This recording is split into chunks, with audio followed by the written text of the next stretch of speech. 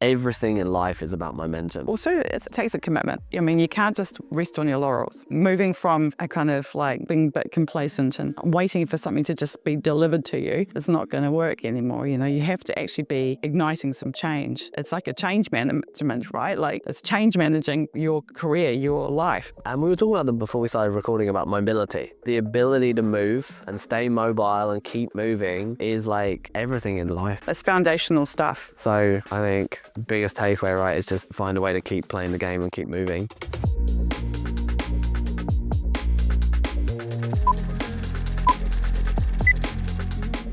Hello and welcome to another episode of Ways to Wealth. Today I am joined by Vic.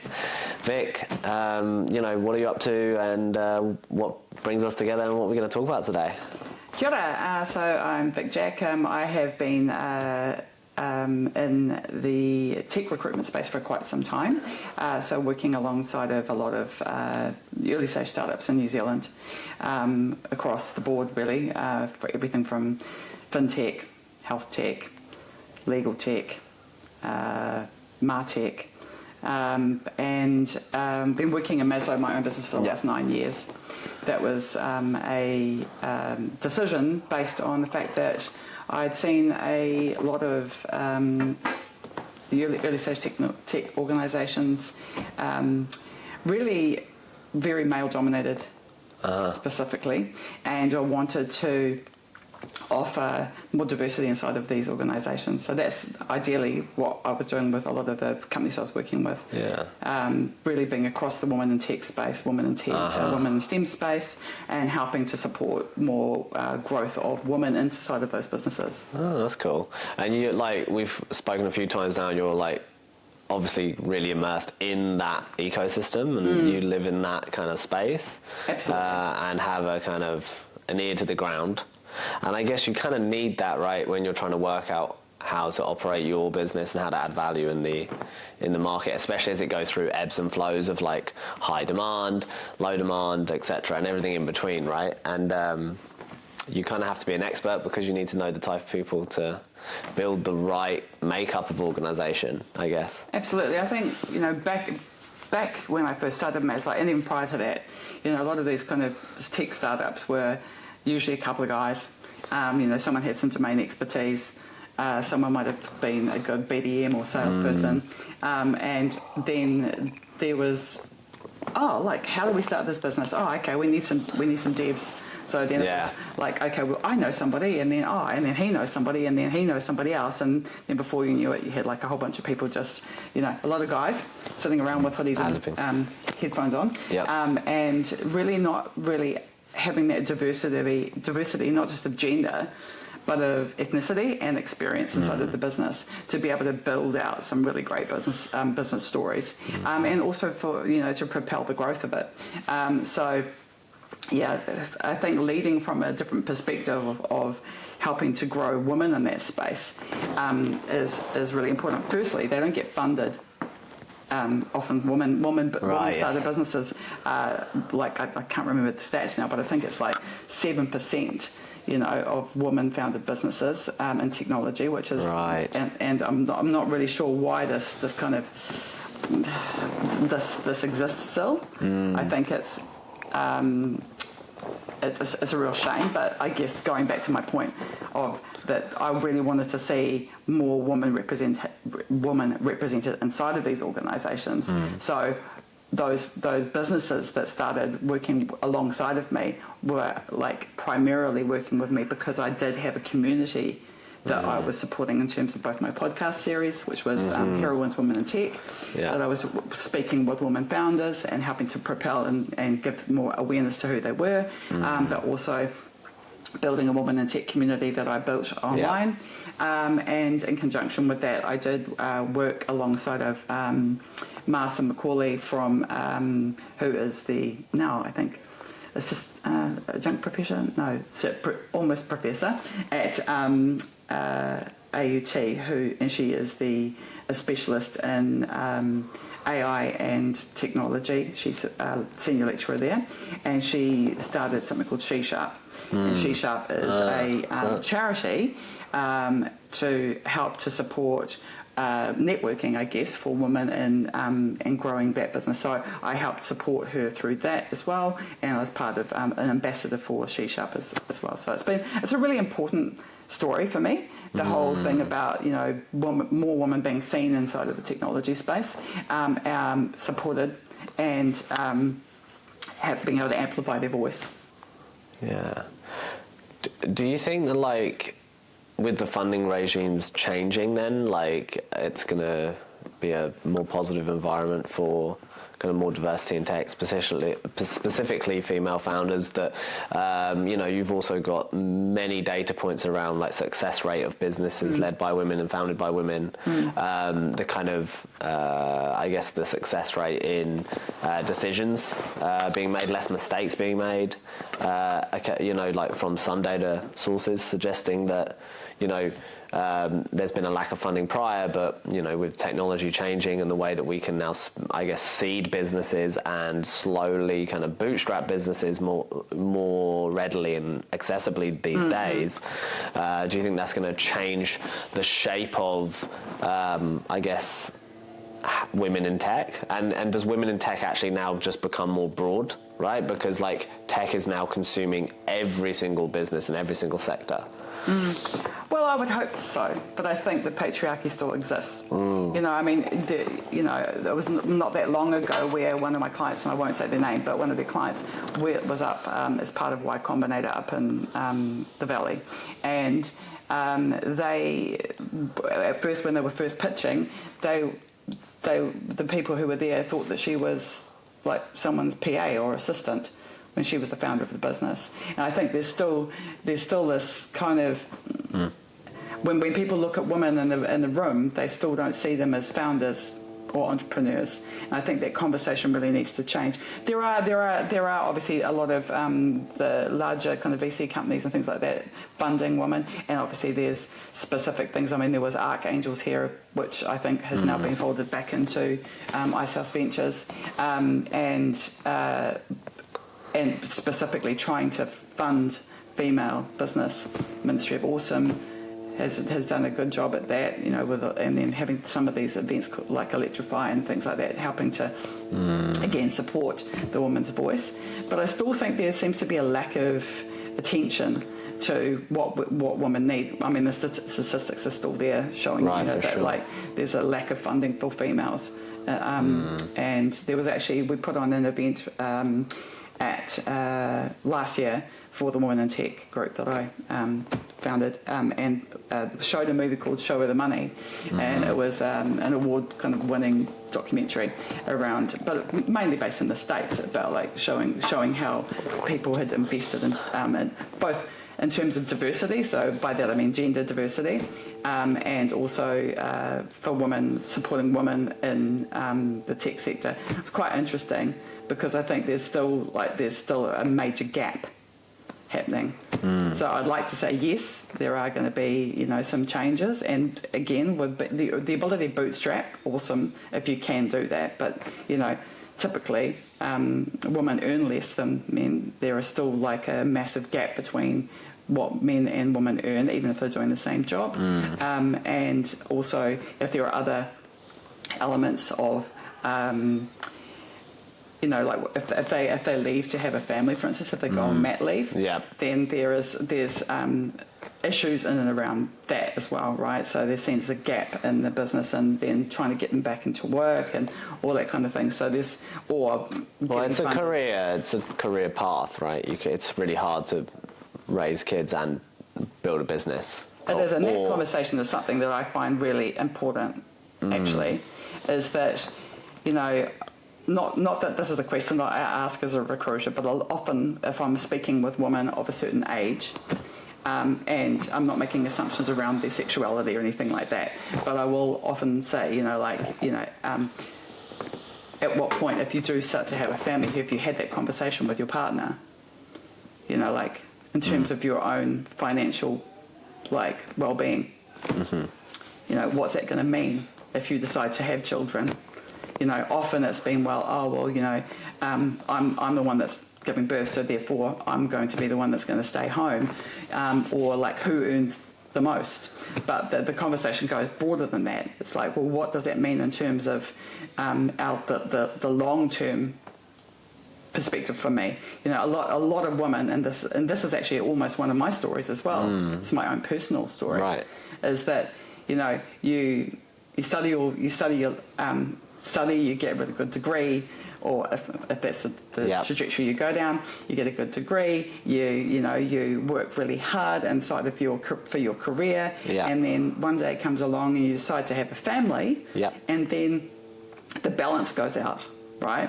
The balance of like, well, who's gonna stay, if you want to have, to stay home with your children, if that's the choice that you want to do, then something has to give. And often that means, for a woman, it means that she's going to give up her own financial independence.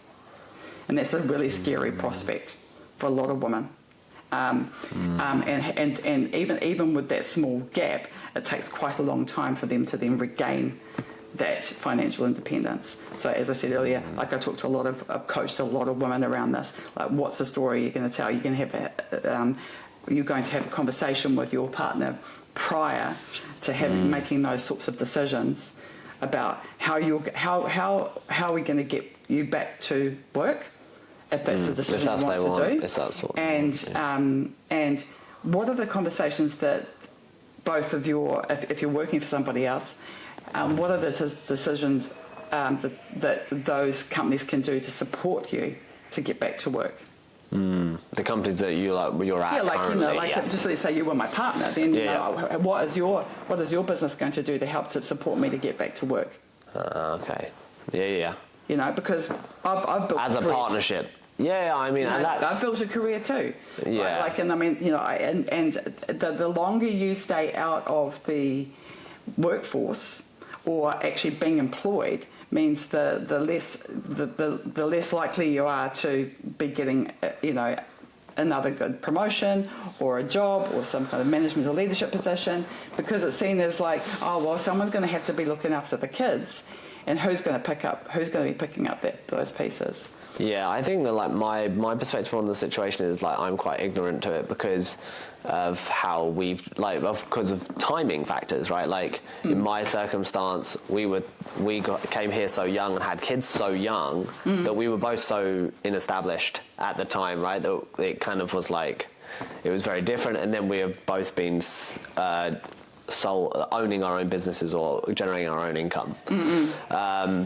But like, there was I would say 7-year period where, the trajectory of Frankie's progress versus mine was not as fast, because although I was working, I was very hands-on, much more hands-on than your average, just because I worked from home. So I had so much more opportunity to allow her to sleep and take different shifts, or because I was home, I could have the kids in the middle of the day. Yeah. So I was lucky that I had spent time with the kids, but, still, like, it still, like, defaulted to Frankie that, if I went away for work, then that's 2 months where if she was vocationally trying to keep up with her career, she is sacrificing. That's like an opportunity cost.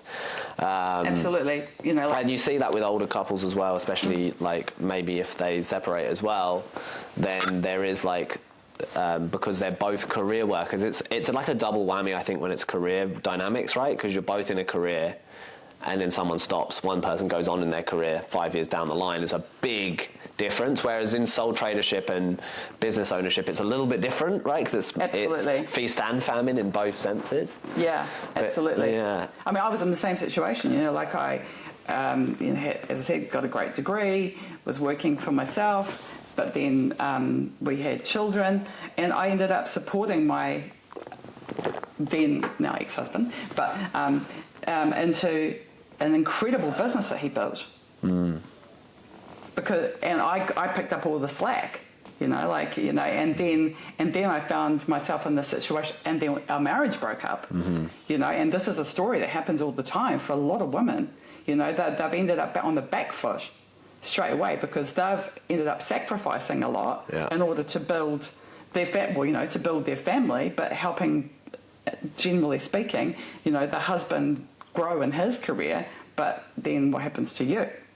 So, like and again, this is why, like, when I'm working with a lot of the candidates that I work with, it's always about like, well, where are you going to be sitting after, whether they're, starting their own business or whether they're employed by a business, then always about how can you make sure that you're going to be set up so that you have your financial independence, you still have your currency. I think it's a really important conversation to be having, and I think that people need to understand it. It's like things like, I think whilst I wasn't working when I had my children, I was working part-time in my own business doing some design work. I wasn't putting anything to a KiwiSaver. It's just little things like that. Like there wasn't any kind of monthly contribution going towards something. And we should have made that decision, me and my ex-partner, we should have made that decision that I should be still contributing to something. Yeah. Does that? It's just little things like that we just forget about, right? Because suddenly Shouldn't that all be split though? Isn't that all split in the event of a? Well, it is. It is. So, if you're just contributing one salary, that does get split though, right? It does. Okay, cool. But then the thing is, good. I mean, that's better than. But here's the thing, there's always going to be, if that's the situation for women, right? It's and the lion's share of all of the responsibility of the family falls back onto the woman, and they don't get the opportunity to work as much because they're looking after the children or whatever the situation might be. There's going to be economic disparity, right? There's going to be some kind of economic disparity, whether it's going to be in terms of what they can earn, their ability to actually work, by that go to work, because I might be reducing into part-time hours, their ability to actually then be promoted because they're reducing their hours, all that sort of thing. There's so many different things. I could go on about this for a long time, but I won't, obviously. So 9 years ago, you started your business. Mm-hmm. So what was the catalyst in that? Interesting. So I worked in recruitment for another company, and then and that was in terms of the trajectory of my career, I was actually a designer. I was a UX UI designer in technology in London. Then we came back to New Zealand. I was pregnant. And then I had my child. I started just doing digital design. I was, making people's websites and doing that sort of thing for a bit whilst I had my kids. And then before I had my second child, my partner decided that he was going to start his own business, and that meant that I needed to think about what I was going to do in terms of having a child, but also to support him. Yeah, so you were just starting about getting into your career and how you were starting to build websites online and work a bit there while you had the kids and stuff. So, and then I was like, my ex-husband was starting this new business. Yeah. I was like, okay, so, from bootstrapping, so okay, so what are we going to do? And then a recruiter had reached out to me. We'd gone back to the UK actually and decided whether or not we were going to move back to the UK. Yeah. He'd been offered this huge position up there, and then someone was chasing him from down here and saying, we should start this business. So we kind of ended up coming back. Yeah. And at the time, someone was trying to recruit him for a position. He was in advertising, right. And so I and on their website it said, look, there's a role for a are you a digital creative and looking to start a new job in recruitment? And I was like, well, I've never done recruitment before, but I'm sure I can do this. Yeah. And it meant that I could work around my kid. That was the big thing. Yeah. Was being able to kind of help support him and also work around the children. And it wasn't really I was a designer, right? I wasn't, recruitment was very, very different. Yeah. But I had worked in BDM and advertising and stuff like that before, so it was kind of like, oh, well, I'm sure that I can do this. You can work it out. I'll work it out. And so I did that, but then I became pregnant again, so I had another child, but still kind of worked through. And when I went back to work, with this agency, I was like, one day I had this kind of epiphany. I was driving down Cobra Pass Road, and I was like, there was a problem that I wanted to solve, and it was around people's public health, actually. It was around children's health. And I was like, I want to go back to university. I'm going to go back and do my master's. Okay. So I left my job, went back and did a master's in design, and was with the research question, which was how do we use tech as an enabler to help children take more responsibility for their own health. And so finished that, and then was offered a PhD with Grant Schofield, who is a kind of professor of public health here in New Zealand, AUT Millennium. Unfortunately, the scholarship fell through and my marriage broke up. So things all changed rapidly. So I decided that I couldn't really afford to be a PhD student, but also that the masters had touched on a lot of things around tech entrepreneurship, had touched on a lot of things about sustainability, design thinking, all those kind of methodologies that I really loved and embraced. So I was like, well, why don't I apply that to what I'm doing with my business, which is Maslow? And so that's when I started Maslow.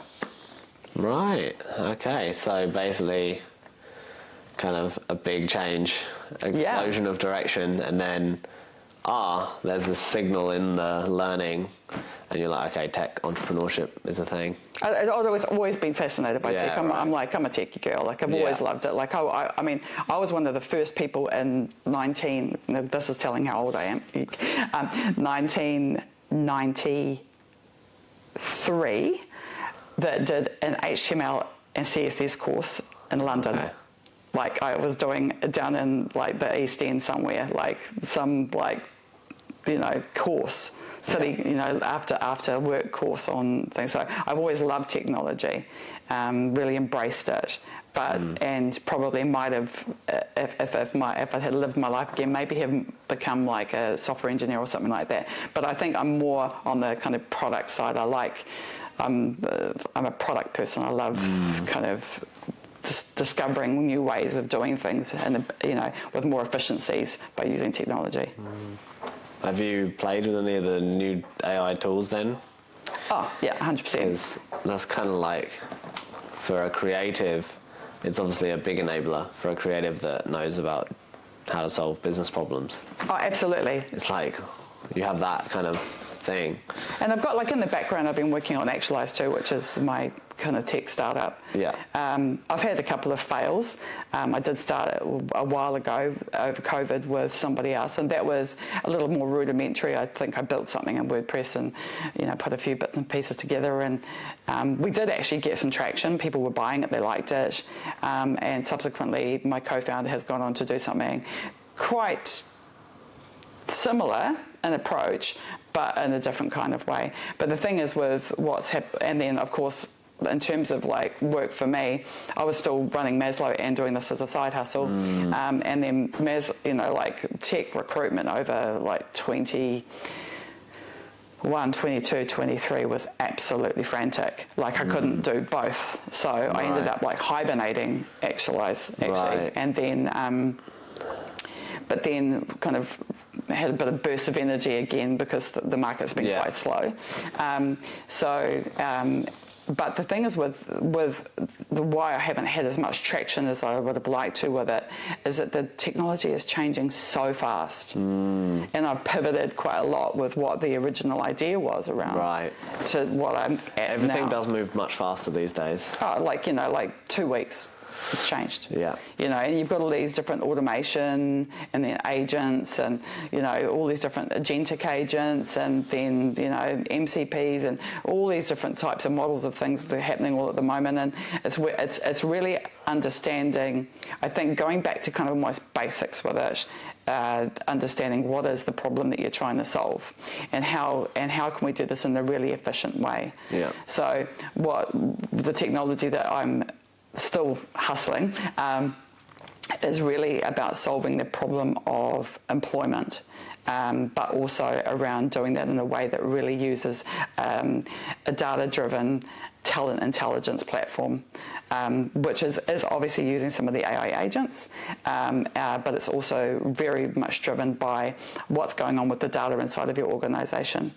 How do we leverage what's going on with that data in terms of both the people that we need to employ, the people we need to support and develop, and how we can measure their performance. So, yeah.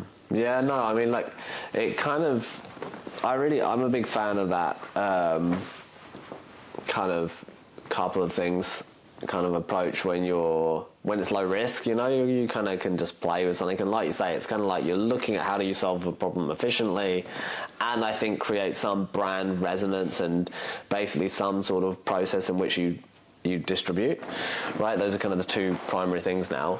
And especially with how quick technology and the ability to spin up technology is moving, you know, your biggest asset then becomes probably your brand and distribution methods. So that becomes the most important thing, more so than functionality. Although functionality it's great to have good, solid functionality.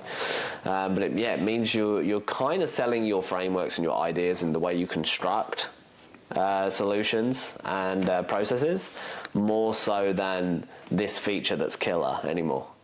Yeah, I think definitely that's the case. It's like, I mean, when you look at all of the organisations or like tech companies that are SaaS, right, and that they've got, say, I mean, specifically over the last few years, and I know this to be true, you know, they've gone from building features, you know, requested features from their customers to just trying to get more runs on the board.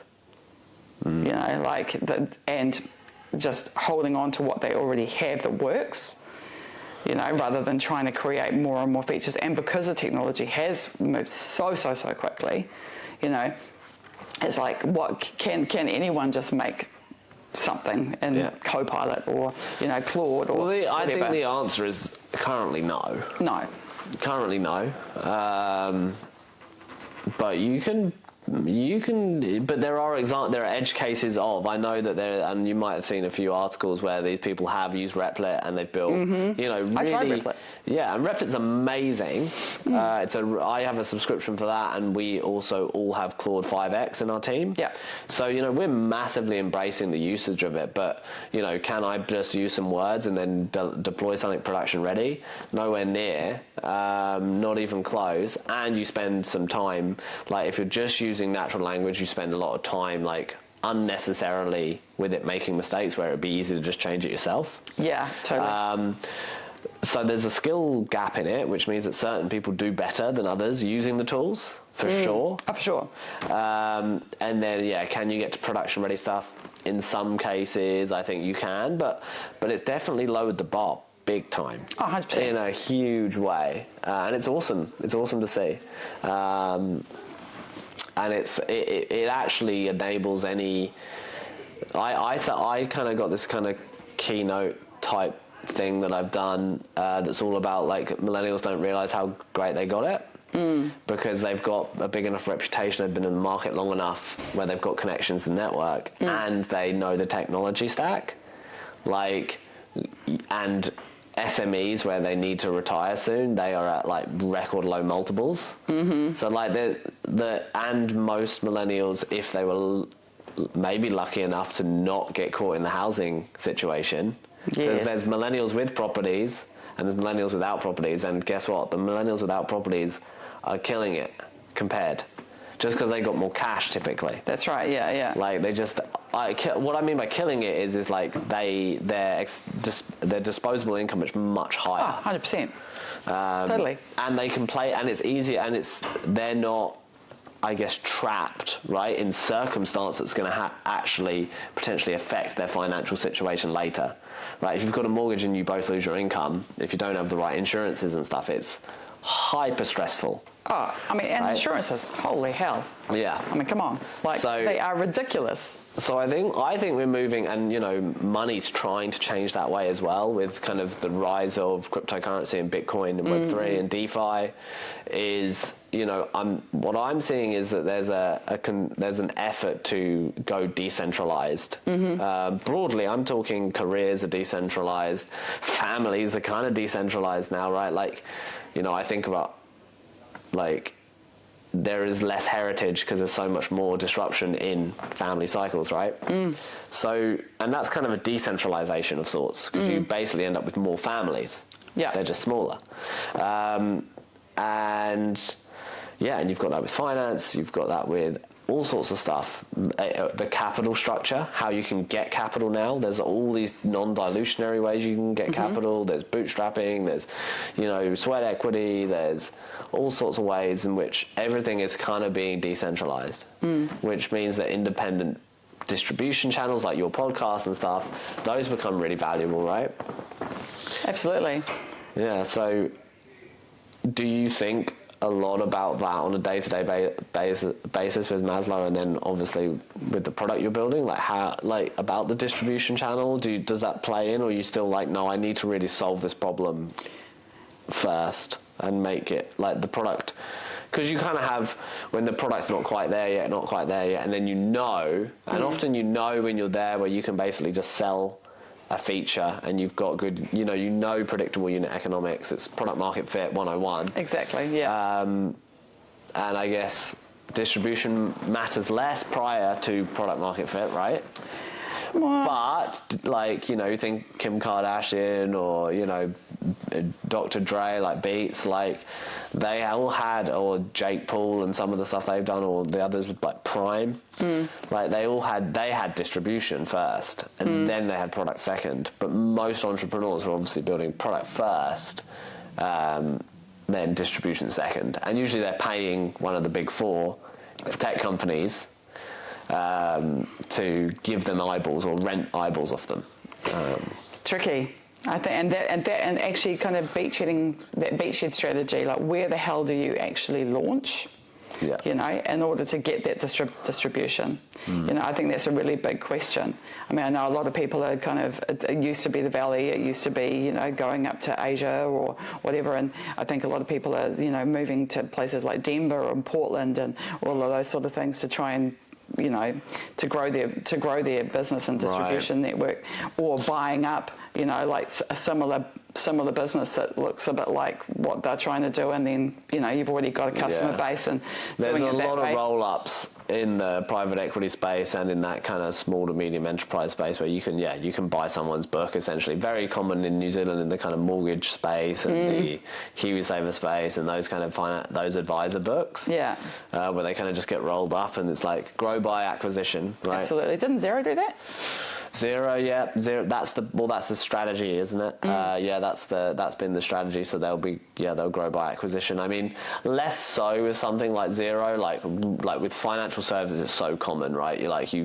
You've got a fund, or you've got a book, or you're a wealth manager, and you buy someone else's book. It's much easier to integrate them into your financial service suite than it is potentially to, take Xero and then the competitor into it, I guess, is them merging would be different probably, just because there's so much more complexity in the user flows. Yeah, you're buying their client base. But you buy client bases, yeah, and in some cases you buy features. But Xero is so slow. Xero is an interesting one because it is so big and so slow. It is an interesting product. Yeah, it's been one of our biggest success stories. But interesting. It is use as you grow into it, right? It's but like you say, it works. And do they change features? Yes. But why do you use it? For the thing that you used it for 7 years ago? Oh, totally, right? 100%. It just makes things easy. Yeah. Compared to what people used to use. Yeah. But then you've got the likes of Henry and the various other kind of financial products or fintech. Yeah, Henry's definitely an awesome example of seeing a market and delivering and solving a problem really well and simply. Yeah, and some people still choose zero if they're a sole trader because they are a bit more complex and they want a bit more control and they want to see things more.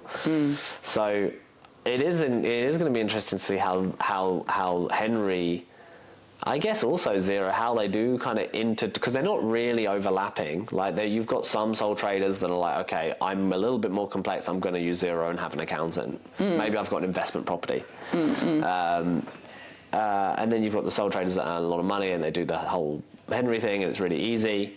And then you've got sole traders that earn less from, the top end guys, like 300 grand a year or something, right? And then, but with zero, it's kind of businesses, very, very much business. Like, do you think either of them I think zero's got more chance to try and do something in the consumer space, but I don't know if they'll get there. I don't know if they put themselves to do it because they were trying to do some sort of solo finance thing. I know there was a lot of development. Remember that? Yeah. And there was a lot of discussion about it. I think there was quite a bit of investment into it, but it never. I don't think it ever. No, I don't think it ever really kicked off. No, I don't think so. No. So I guess it would be interesting to see if Henry would ever try and do something more business orientated. Don't know, or maybe they've just decided that that's their niche. Yeah, I'd say that's probably. I think that they've done incredibly well. Yeah, and if you think about decentralization, I think that Henry has worked so well because of the decentralization of career. It really has become like a household name because COVID disrupted career workers in many ways. 100%. Many people were on salaries before COVID, and then they became contractors, especially in tech, and they earned way too much money. 100%. They should have never earned that much money. No, it was crazy. And now there's going to be a hangover for a long time. Oh, totally. And then technology's gone in and just like completely created a fog of war for everyone. Like, how do you even interpret, the price we were paying 3 years ago for, per line of code written or per useful line of code written to now is like. Yeah, I know. It has. It's completely it's been disrupted. Completely, and it's going to be really interesting to see, like you said, like a few years ago, you were paying people, there was massive wage inflation, huge, absolutely huge. Couldn't find anybody, almost. Couldn't find anybody for a start, and so it was like it was like a multi-offer situation for most people, and then finding them, and I think it's going to be really interesting for New Zealand actually. In particular, because so many people are leaving, it's a problem, honestly. I think we're going to end up in a situation where we don't have the right people in New Zealand to do the work, and where we end up in the scarcity model again, where we're having to go abroad to find the types of people that we need in order to generate the technology that we need to do here if we're going to be growing businesses from here. Yeah. It's very topical right now. Yeah, I just had a guy, a comedian on the podcast who has a bit of content out recently, and he's gone quite viral about this exact point. He moved to Melbourne. And he's obviously working and a comedian, but he's making real great progress. And he was just like basically like the whole system. We had a really great like podcast about this whole kind of dynamic around like it's very appealing to leave for a young person. Oh, not even for a young person. Well, yeah, and I mean, kind of, primary earning age, like whatever age you're at, where you feel like you can earn, premium for your career, then right now it's like Australia. If you can earn in US dollars, you're killing it. If you can earn in US dollars and live here, you're like winning. Currently, and for the last couple of years, definitely. But I mean, it's very appealing to leave if you're young, because you can earn more and the cities are bigger, and you've got they're richer in resources for a start.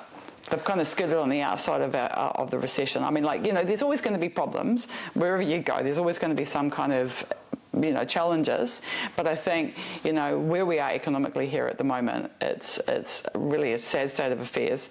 I think, it's very difficult. Young people are graduating with these massive student loans and debt, and then can't find work. I mean, it's virtually impossible to get a job here as a graduate right now. And then, the people... Well, graduates and middle management. Yep, that's right. Like, was earning 300 grand a year. No one wants to pay them that. Graduate, no network, unproven, hard to take the bet. But also the companies... The companies, even if they're a larger organisation or corporate, they don't have the resource anymore to be able to support those graduates. I mean, so obviously previously it's been like graduate programs and internships, and then they go on to become whatever. But that doesn't really exist much now not either. Not on the same scale. There's still some people scale. So maybe the conversation needs to be more about how do we help to support those people to start their own businesses. I reckon. Yep. That's it. That's it. Whether it's a graduate or whether it's a middle management or whether, what do we need to do to adapt to this new normal, which is our economy? Because I've been doing some polls recently on LinkedIn around, given the current state of the economy, where are you at? Do you want to stay? Yeah. Are you going to stay in New Zealand? Are you going to move? What's the opportunity? And there's been so much feedback around this, people want, because they've got family and children and whatever they want. It's beautiful. And it's beautiful country, and this is home and all that kind of thing. They would love to stay. But the reality is they can't actually afford to. And that's a real sad indictment of where we're at the moment. I think retroactively we'll look at it as a pretty bad time in New Zealand. But, that's actually where the most kind of opportunity is held, right? In these troughs. And it's definitely a trough. We didn't have some of the benefits that the US had to keep the economy going. And actually, if you look under the hood in the economy in the US, it is very bad. Oh, yeah. Very, very, very, very bad. Yep. It's a phenomena where all people that don't own assets have got squeezed.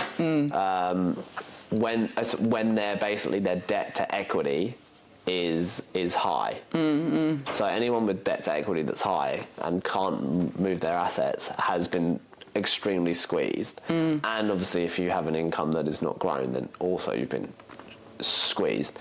In the case of New Zealand, we've lost buying power against the US dollar, which has really hurt us. And if we had a more productive economy, our currency would be probably more appealing for several different reasons. However, we're in the situation we want, and some people in New Zealand benefit from a weak New Zealand dollar because they sell their products in US dollars. So it's a bit of a thing, but I think you're absolutely right. I think that, and that's why we've built Acuity actually, is because we believe that everyone has the right to build wealth for themselves and have the freedom to choose how they get there. And in this day and age, it's no longer a career path where you are in there and you're going to end up with a pension and you're going to end up with a fully funded thing at the end. No. It's not going to be how it is. It's going to be a non-linear path for most people, and it's going to be a little bit random. That's just the way it is. And the only way to get ahead now is to basically be high agency. And you don't need to necessarily start a business, but you need to find ways to basically take accountability to earn equity, to earn skin in the game, whether it's through commission. Recruiting's a great game for that, because if you do a really good job and you're really good at what you do, you've got skin in the game. You get upside. And I think that right now that's the piece. And for young people, a lot of them have seen their siblings get crazy salaries really quickly. I know. And then they're like, oh, but I deserve more. This is bullshit. No one's giving me an opportunity. And when they offer me some opportunity, it's some internship with kind of not great pay up front, and why should I bother?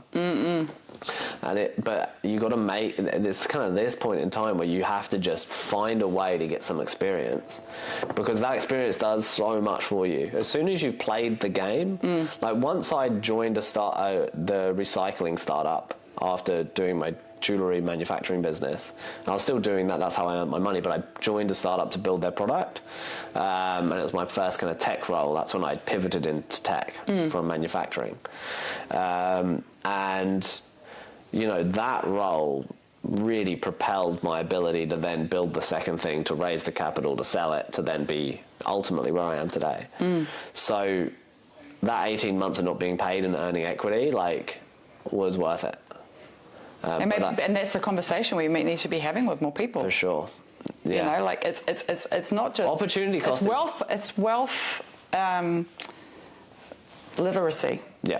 Okay, I suppose. For sure. It's like taking it back a notch. It's like, well, and this kind of goes back to cycling back to when I'm coaching women and what's happening with them in terms of their financial position is like if we can be earlier on, but also for those middle management people who have found themselves at in their mid-40s, had a career, moved around perhaps a little bit, and now they're having to adapt to a new normal. And what does that new normal look like? Well, what are the business opportunities here? How can we teach people very quickly to become potentially entrepreneurs or start something with someone else or get some equity into something? But a lot of the time, not everyone has an MBA, right? That's the reality. And so is there an opportunity here for... I'm a big fan of hackathons, but is there an opportunity there to have things like big startup kind of hackathon type of things that kind of teach you very quickly the kind of basic business things so that you can bring an idea to be able to do that? I mean, I know that things like, Tech Futures Lab, oh no, it's not Tech Futures, Academy X and all those things do, like Masters Tech Futures and all those kind of thing, and there's lots of opportunity to do that. But what are we doing? I mean, I'm just talking more locally. What are we doing here? I mean, I'd love to take what Y Combinator did with Startup School. That program's a really good program. Yeah. For basically exactly what you're saying. You know, it's obviously more tech orientated, but you could basically redesign that kind of framework for. And the best, obviously, the most obvious connection. So there's two things I've been talking about a lot at the moment. One is if you don't like the game, you have to just choose not to play the game.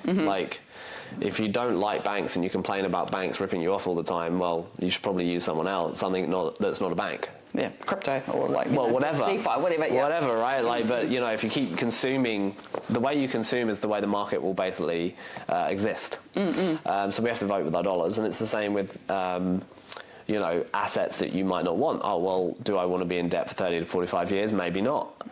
So maybe I'll choose not to play that game, even though for 30 years prior I'd been told that that's kind of the holy grail. Or it's I've got an opportunity to maybe not start a new startup that's flashy, but there's all these businesses that are currently needing to be sold in the next 5 years, and they are all profitable. Exactly, profitable business done something differently. I mean, I'm also looking at opportunities that are like that at the moment. Is there businesses out there that are doing something in a way that they've always done them, that could be massively disruptive with using technology and automation? Yeah, I think that is I think there's probably thousands of them in New Zealand. Oh, so many. Yeah. And these are the people that, like you said, both young people who are coming out of these university programs or and their degrees with these massive debts usually, or these middle management people who have suddenly found themselves without work, because there are a lot. Yeah. Because there's a thing, I heard I'll only be if I do all this work, I'll be making less than minimum wage an hour, right? If I'm going to go and work, and let's say I'm going to contract half my time, and then I'm going to be building my own business. I'm going to be I'm going to be working 100 hours a week because I'm building my own business, but I'm only going to be able to earn a fraction of that. That's an opportunity cost. There's a genuine opportunity cost there if you take a standard salary. But if it's going to take you 6 months to get that salary, then it's always better to be making progress, even if it's little, stepping forward. And I think that momentum, and that's startups as well, right? Totally. Everything in life is about momentum, and sometimes it gets really crazy and then things blow up. Yeah. Right? And that happens in all aspects of life. But momentum really cures a lot of problems. Even if you're kind of in the short term kind of making a sacrifice or kind of conceding certain things. You kind of have to just take that risk. You do. You've got to have a leap of faith. But also it takes a commitment. Yeah. You know, like you have to. I mean, you can't just rest on your laurels.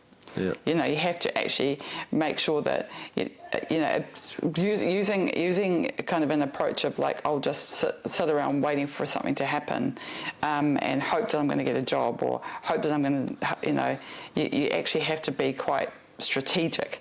So moving from a kind of like being a bit complacent and waiting for something to just be delivered to you, it's not going to work anymore. You know, you have to actually be, igniting some change.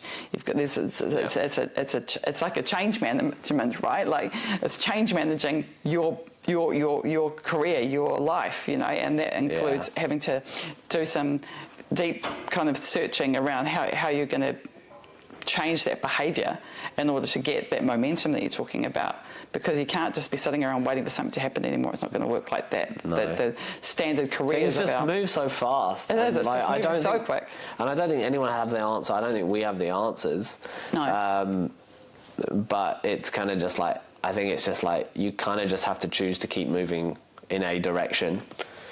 And that's actually, And we were talking about before we started recording about mobility, right? Movement. Yeah. Movement. The ability to move and stay mobile and keep moving is like everything in life, and especially in like physical movement. It's foundation. Yeah. It's foundational stuff. Yeah. So I think biggest takeaway, right, is just find a way to keep playing the game and keep moving, whatever that looks like. And even if your role in the game is currently like, walking up and like being the linesman, then that's what it is. But at least you're playing the game. Yeah. You're right. I think that's kind of cool. That's a good way to end. Yeah, cool. Well, thank you so much for coming on the pod. I appreciate it. It's been a good chat. Great. Thank you. Cheers.